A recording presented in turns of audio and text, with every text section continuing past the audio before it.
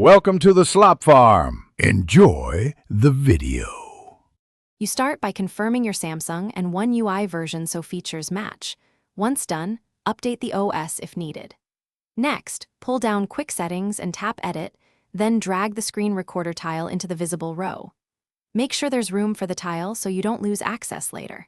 If the tile doesn't appear, check Advanced Features settings for related toggles or prepare a trusted third-party recorder so you can continue without delay.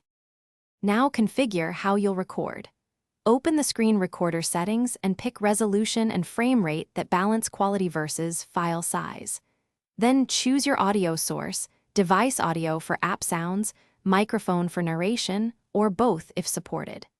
Make sure you enable Show Touches when demonstrating taps and set a countdown timer so you can prepare. Also grant overlay and storage permissions so the recorder's floating. Tap the screen recorder tile and use the countdown to position the screen, then perform the steps you need to capture.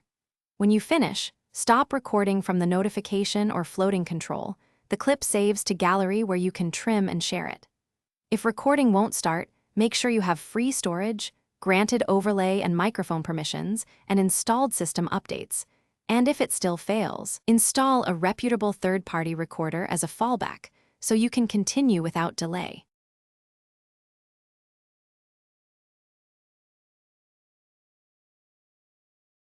Thanks for watching.